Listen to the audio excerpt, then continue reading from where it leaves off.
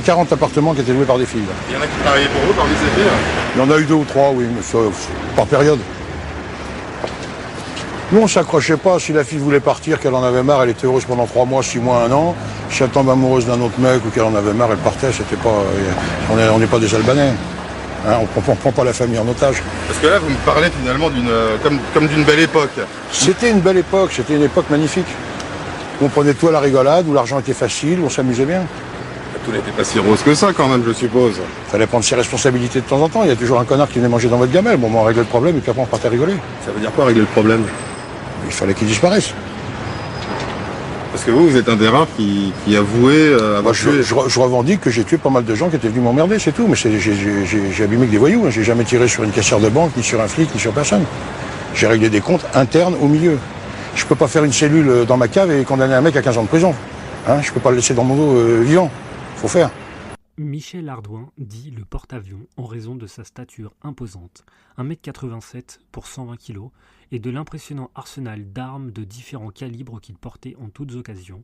Il est une figure du milieu du banditisme parisien des années 1970 à 1980, et qui doit sa notoriété publique à son association avec Jacques Mérine. Michel Jean-Pierre Ardouin naît le 13 décembre 1943 à Neuilly-sur-Seine, dans une famille de la bourgeoisie industrielle. Sa mère est la fille d'Auguste Barra, producteur de champagne. Il choisit à 15 ans la vie de voyou. Il est rattrapé à 17 ans et demi par la maréchaussée qui le contraint à s'engager dans la marine nationale. L'aventure est un échec. Il atterrit rapidement à la centrale interarmée disciplinaire de Mers-el-Kébir. À 18 ans, il commence ses activités de proxénète à Toulon.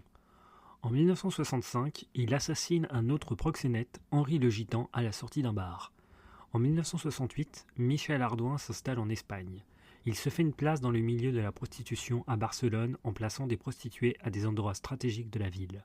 Durant son séjour barcelonais, il est recruté par la Latino Connection dont il devient l'un de ses tueurs. Sa mission est d'aller récupérer les hommes qui partaient avec l'argent et supprimer les recruteurs de passeurs arrêtés pour éviter que le réseau tout entier ne s'écroule. Il franchit un palier supplémentaire dans la prostitution et le grand banditisme. Désormais, c'est en Argentine et au Paraguay que Michel Ardouin gère ses affaires. Au cours d'une mission, sa compagne est tuée d'une balle dans la tête, au Paraguay, tandis qu'il reçoit 9 plombs de chevrotine qui lui ouvrent le ventre sur 72 cm. Il passera une partie de sa vie à traquer les assassins de sa femme pour les tuer. Il doit sa notoriété dans les médias à sa complicité avec Jacques Mérine, avec lequel il a braqué 90 banques en 18 mois, de 1972 à 1973. Il a participé le 6 juin 1973 à l'évasion spectaculaire de Mérine du tribunal de Compiègne en dissimulant une arme dans les toilettes. Malgré cela, il le considère au quotidien comme un emmerdeur chronique et imbu de sa personne. Dans notre milieu, on avait une éthique, on avait quelques principes, on avait quand même un code. On ne s'attaquait jamais aux particuliers. Bon, Mérine, tant qu'il a été avec moi, pendant 1 an et demi, presque 2 ans, on a attaqué des banques, il n'a jamais fait de kidnapping, il en rêvait un peu, mais j'ai toujours mis un veto. Il avait déjà kidnappé un marchand de légumes milliardaire au Québec, qui était cul-de-jatte et qui a réussi à se sauver.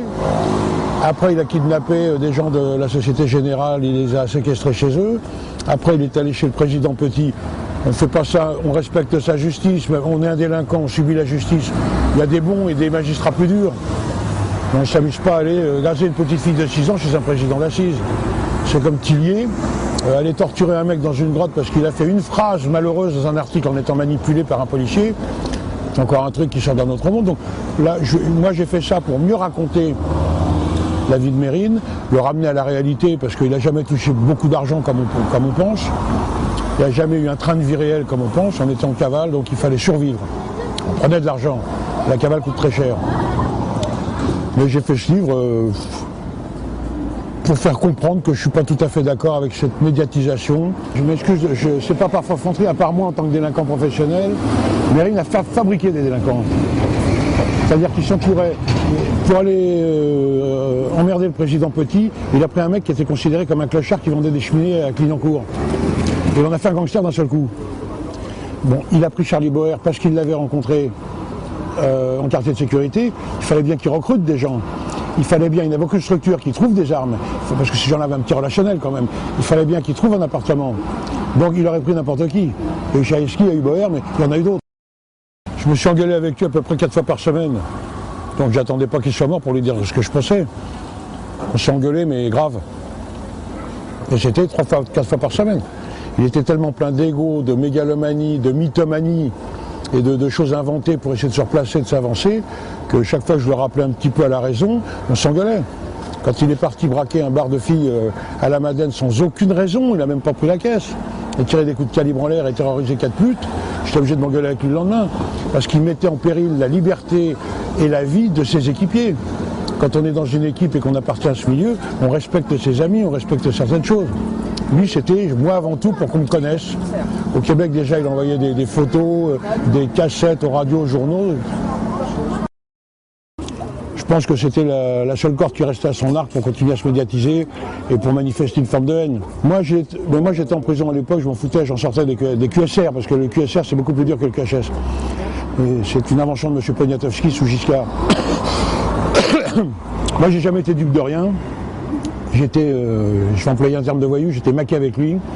C'était une fuite en avant, il fallait continuer. Malgré ses défauts et avec ses qualités quand même, parce qu'il avait de grandes qualités.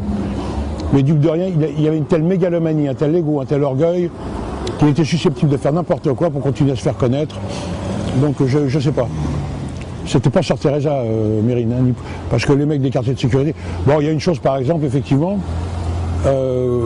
autant moi, quand j'étais en quartier de sécurité à Fresnes et lui à la Santé, jamais un détenu a été frappé dans le mitard à côté.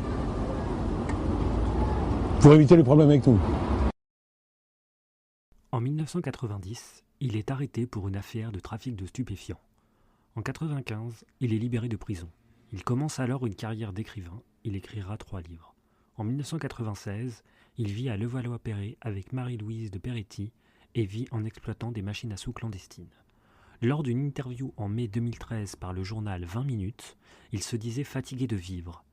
Il était diminué physiquement du fait d'un alcoolisme chronique à raison de 3 bouteilles de whisky par jour qu'il a bu durant des années et de 3 paquets de cigarettes quotidiens. Il a en tout fait 16 ans de prison en 4 fois et 7 ans de cavale. Le mardi 21 juin 2014, sa mort est annoncée par son éditeur La Manufacture des Livres. Moi j'ai choisi de ma vie de malfrat à 15 ans. Je suis parti de chez moi avec mon cran d'arrêt. J'ai gagné ma vie. Moi, j'ai choisi ma vie. Je savais ce qui m'attendait. Ça a été la torture en Espagne, ils m'ont abîmé. Ça a été des problèmes en Amérique latine. C'est pas grave. J'ai choisi les pays où j'allais. J'ai fait mon oseille. J'ai vécu comme un seigneur. J'ai bu du champagne plus que vous en aurez jamais dans toute votre vie. Je roulais en Jaguar et en Austin 3000 à l'âge de 20 ans. Moi, j'accepte. J'accepte la police, j'accepte la pénitentiaire. Je suis dans un régime qui est comme ça. Moi, j'ai pas la haine. Vous appartenez à un système, vous avez choisi votre vie, tu peux pas nous comprendre et je peux pas te comprendre. Le pénitentiaire, je peux le comprendre, je peux pas le comprendre. Je m'en bats les couilles. Attends, je termine. Je respecte tout le monde. Il y a des bons flics, des mauvais flics. Il y a plus de mauvais voyous que de mauvais flics. Je suis honnête. Il y a plus de mauvais malfrats que de mauvais flics. Mais il y a des bons voyous, il y a ma race, il y a les miens.